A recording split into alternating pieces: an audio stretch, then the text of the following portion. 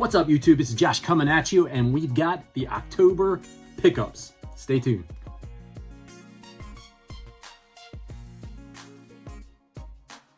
So welcome back, everybody. So those of you that are still here that I did not scare away by saying the word pickups, thank you for continuing to watch. We've got a reasonable amount of stuff this month. I didn't go crazy looking for anything, but it seems like stuff comes to me sometimes. So not bad, not bad. What do we have to drink this video? We got a good one for the fall. This video is sponsored by BJ's Brewing. We always give good head. The beer we have comes to us from Aldus Brewing Company, and we have the Red Flannel Lager. Sans, I'm dressed for the occasion.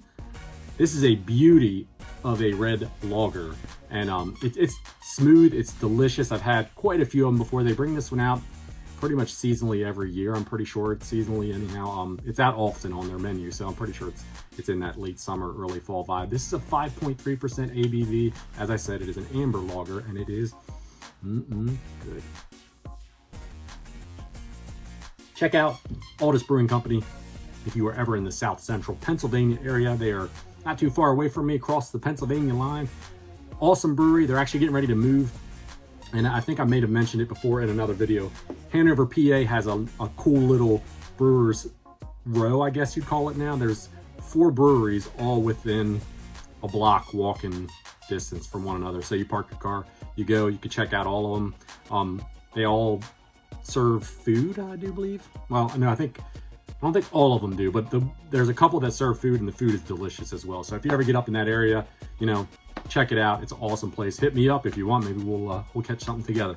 So pickups, we'll start with something that's right next to the Brewers row up there in Hanover. It's right near the square. It's Vault Video Games. I've shouted them out on the channel before. It's one of my local stores. Love this place. Great selection of games. Awesome retro game store. I'll even pop up here a card for you guys if you want to check an older video out where I went in and I went around and showed you the selection. They have a great selection of games within the place. So the first thing I picked up was one that I really just wanted to play. It was a couple bucks. It wasn't that expensive. I think it was under 10 bucks for it, but it's only on Xbox. Dungeons and Dragons Heroes. I've heard so many people talk good about it. It's a beautiful, clean copy of the case and manual. Everything looks good on it. And I wanted to check it out because, you know, just love the OG Xbox. So I thought, not that expensive. Let's grab it up while we see it. I filled out a bunch of N64 titles that were commons. I was like, you know what, I'm going to go in and I've been going hard on the N64 lately, so I decided I'm just going to go grab a bunch of the cheaper common games and just get them out of the way. So I grabbed Mike Piazza's Strike Zone. Not a very good baseball game on the N64, I have to say. The next one we got was Knockout Kings 2000. I popped this one in to test it out. I didn't really give it much love, so I honestly don't even remember what it was like. So it must not be that impressive if I didn't remember it. Picked up a Madden game that I didn't have. I think this was the very last Madden game that I needed for the 64. This is Madden Football 64. The first release, I think there was 4 or 5 of them. Back in the day, Madden was actually pretty fun to get the new Maddens and play them. It was actually like they cared when they were developing them. Who'd have thunk it, right? Another sports title, In the Zone 98. This is one that I was missing. I think I already had 99. I think there was also a 2000, pretty sure. NASCAR 2000, actually a really fun racing game if you're a fan of NASCAR, but even if you're not a fan of NASCAR, it's just a fun, it's a good take on a racing game. It's easy to get into, easy to figure out and roll on with. Jeremy McGrath's Supercross 2000. I don't know, I mean, it's Supercross. It's fun, it's reasonable. I would rather play like Excite Bike 64 over this one or the other Supercross game, because there is one that's a Supercross 2000, I believe. It just doesn't have Jeremy McGrath's name on it, because we all need multiple Supercross games. But trust me, the Excite Bike 64 game is better than those two. NFL Quarterback Club 2001. Honest to God, I didn't even know that they made this game for the N64. I saw it there. The guy, when he saw me picking up some commons, the guy that was working in the shop, he said, hey, that one just came in today. He said, and I didn't know about it. And I said, you know what, neither did I. I thought they only made 3. I thought they made 98, 99, and 2000. I knew they made 2001. Looked it up on Price Chart, couldn't get it to pull up at first. Had to type some different stuff in to figure it out. But it's not an expensive game by any means, but red cart, kind of cool. And actually pretty fun. I was messing around with it when I first got it, and had a good time with it. That was everything retail from Vault Video Games that I picked up in, I think it was 2 different trips that I had made up there. The next retail thing we have is not even, this one came from Amazon. I saw somebody else had them. They'd come out and I was like, I'm gonna grab them up right now if they're available, because you know how it is with amiibos sometimes. So I got 2 amiibos. I got the Ganondorf amiibo and I got the Zelda amiibo that just came out, Tears of the Kingdom amiibos. Very cool. I don't have a complete collection of Zelda amiibos, but I have most of them. I think I'm missing maybe 2 or 3 of them at the most. But I get them when they come out, and sometimes these things can get weird when you try to find them. They'll be all gone and you won't find them again for a while. So excited to have those. Actually just finished the game up a couple of weeks back. So had a lot of fun with that. Spent a ton of time because I had some time to kill for obvious reasons if you guys follow the channel. But I put weeks and weeks in it. I don't know, it's probably definitely 100 hours, a couple hundred hours. 100%ed it, just like Breath of the Wild, so had a good time. Let's see, what do we want to move into next? Let's just keep on retail while we're at it. So Mercari, I haven't bought a ton of stuff of late off of Mercari, but I come across a seller, and I love the fact with Mercari, the reason I like it in a way more than eBay is just because you can bundle the stuff, right? So you reach out to the seller and say, I'm interested in multiple items that you have. Here's an offer. You can just chuck them an offer, whatever it is, they could accept it, they could counter. I kind of like that about Mercari. So this guy had a game that I had been searching for the Nintendo Entertainment System, and I reached out to him about this one and 3 other ones that I saw. I was like, I might as well just go for the gusto. Threw him an offer, got a pretty good price on it, and just went ahead and went with it. So the game that I had been looking for a while had been Baseball Stars 2. One more towards my little ROM Star subset. So I love the original Baseball Stars. This is more or less more of the same, but it's a good game. Glad to have it into the collection. This one comes to us from Video Plus Emporium.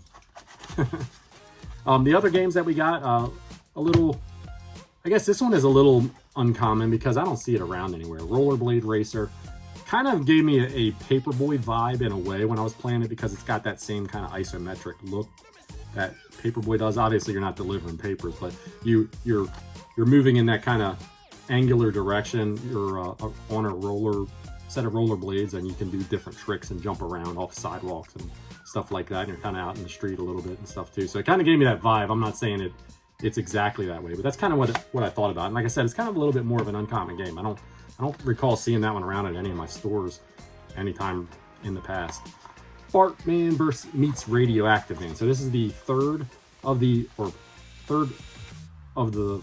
I'm sorry, getting all tongue-tied. This is actually one of the many Simpsons games. I think there's 4 because there's also Krusty's Funhouse. But the Bart video games, it was the last of those 4 that I didn't have. And then one that's really cool, a really cool grab as well that I got was the Taxan G.I. Joe. So I've got both of the G.I. Joe games now.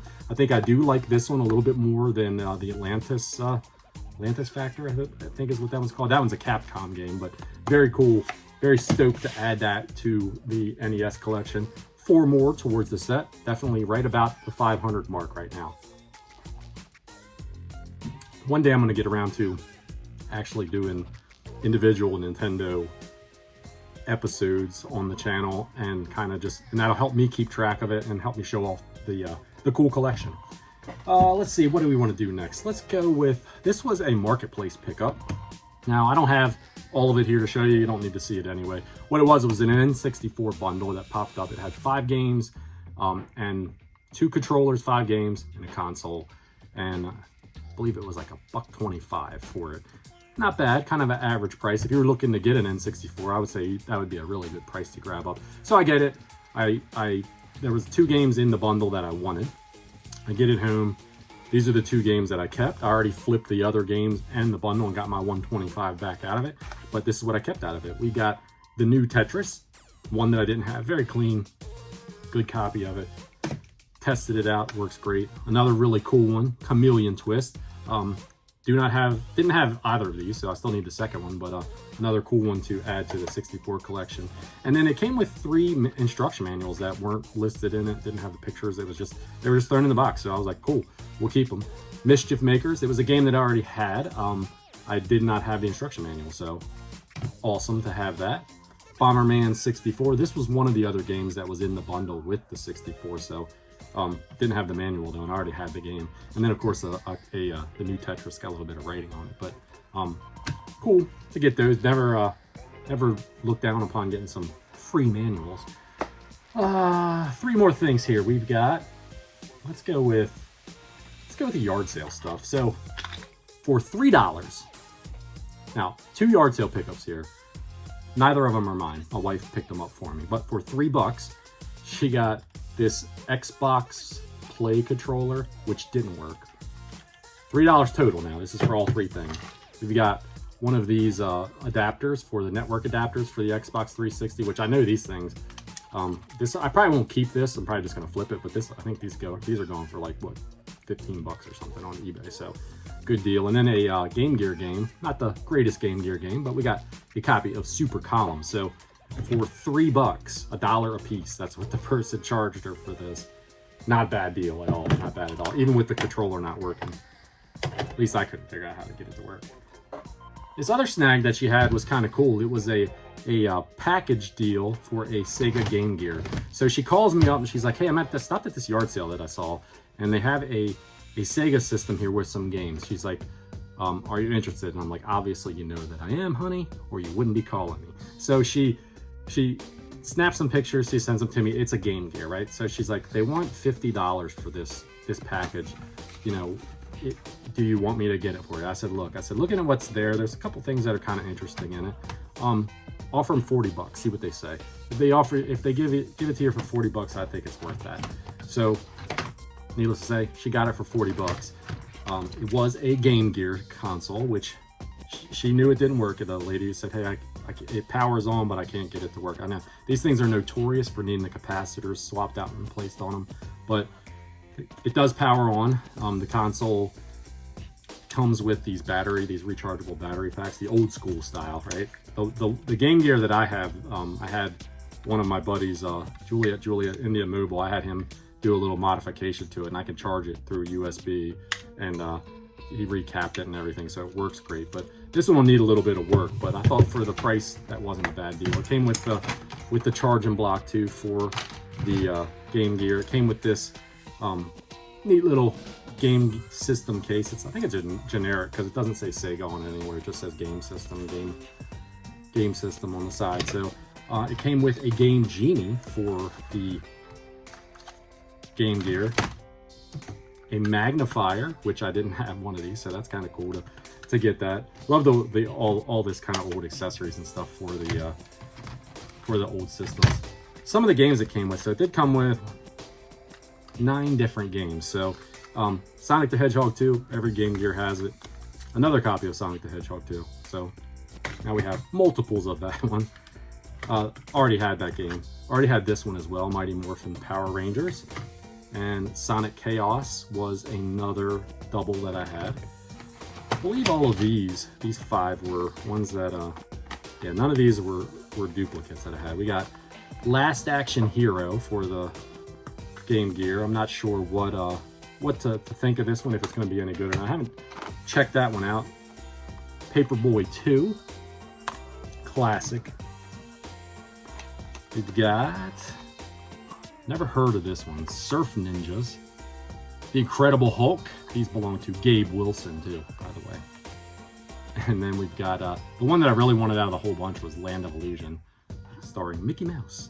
So I didn't think that was a bad deal, $40 for it. Yes, I know that the Game Gear doesn't work, and they were open about it. The games, probably, if I was going to buy them, would cost me more than that to buy them. I may get it fixed. I may send it along to someone else if someone wants it that I know, and trade it off for something if they want to fix it up or something. I don't know what I'm going to do with it yet. I don't really need it, but I didn't think that was a bad deal, and I added some cool games to the collection for the system. Last thing I have with yard sale kind of stuff is I went to a flea market, a big flea market in Ephrata, Pennsylvania. On Fridays they have, which is probably about an hour and a half or so away from me, they have this giant flea market. It's a lot of Amish stuff. It's a lot of produce, a lot of food things. They got a lot of cool stuff. You can spend the good part of a day walking around up there. I did hit a couple breweries while I was up there. The wife and I had a fun little Friday. But not a lot of, kind of slim pickings when it comes to video games. There are a couple of vendors that are permanent vendors at the flea market that sell video games. Didn't see anything at their booth. Did see a couple things out in the general yard sale area. I only picked up one thing. The guy had them listed at 3 for $10. So I went through and I found 3 games that I didn't have that looked interesting. We've got Oddworld, Stranger's Wrath. I've never played this game. I've heard pretty good things about it, being kind of like a zany kind of first-person shooter set in the Oddworld era. Only on Xbox title. I think this was re-released and remastered for Switch and PlayStation 4, I believe. But had never played it before, so I figured grab that up. Infernal Hell's Vengeance. This is another one that's in nice shape. This is a third-person shooter, so it's it looked different. Like I said, usually when I pick up games for the 360 or one of those systems that I'm not going for full sets for, a lot of times I just look for stuff that's oddball that I just don't see very often, and that was one that looked different, so I grabbed it up. And then this one's a From Software title. We got Ninja Blade for the Xbox 360, only on Xbox 360. Nice complete copy. Looking forward to jumping into this one. This one looks pretty cool. It says something about a parasite has appeared and unleashed a wave of destruction, mutating humans into savage creatures. Well, that hooks you right there, doesn't it? But it's a From Software title, so, you know, hey, it might be pretty good. We'll check it out. If not, those games were definitely worth way more than $10 for the 3 of them altogether. We've got thrift store pickups. So I went into the one thrift that I still find games at. I haven't been thrifting nearly that much over the past 3-4 months, obvious reasons, but just haven't really felt like getting out and doing it. They had these things at $3 a piece, so I snatched them up. We got a multi-tap for the PlayStation 2. I already have a multi-tap, so I'll probably bundle this up with a console when I go to flip a console or something, or if somebody that I know needs one and they want to trade for it or something. Well worth $3 though, for sure. A PlayStation 1 controller. This is the white one. I don't know how well it comes off here on my camera, but instead of being the standard gray color of the PlayStation 1 controllers, this was the Glacier White or whatever. So I was like, $3, just a variant controller for the original PlayStation. Yes.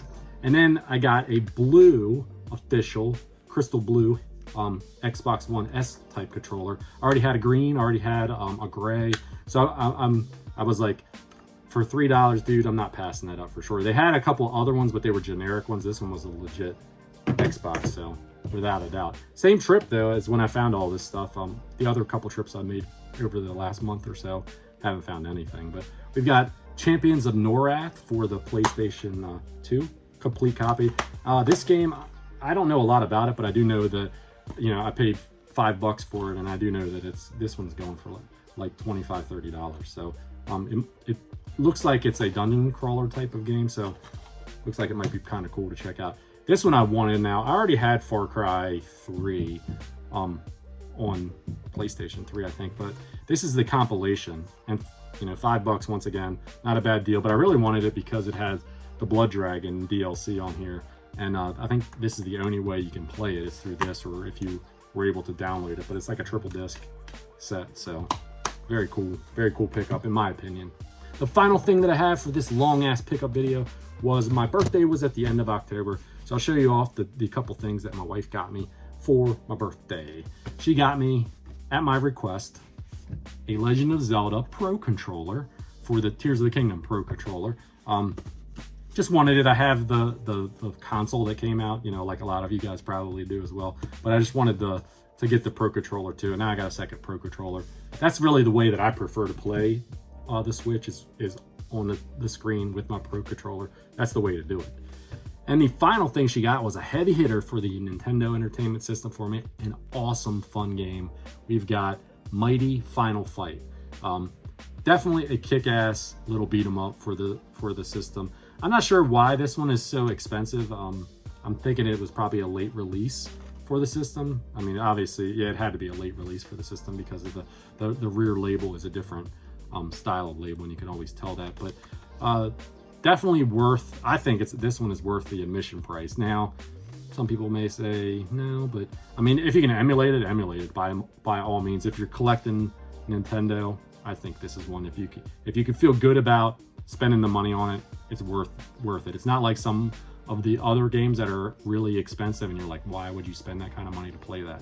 I mean, you may say that about this one as well, but that's just my opinion anyway. So pretty good, solid month of pickups, I think. Pretty happy with everything that I'm adding to the collection. A few things that I was able to flip and make money back on, like that N64 stuff. That was the way to do it.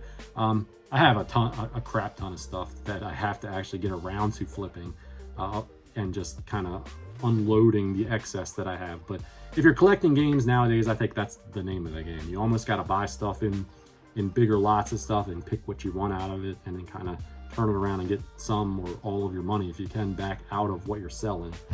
It's the only way to do it. So until next time, everybody, thanks for hanging out with me and checking out the pickups video. Any of you that hung around this long, appreciate you out there. Y'all take care of yourself. Cheers.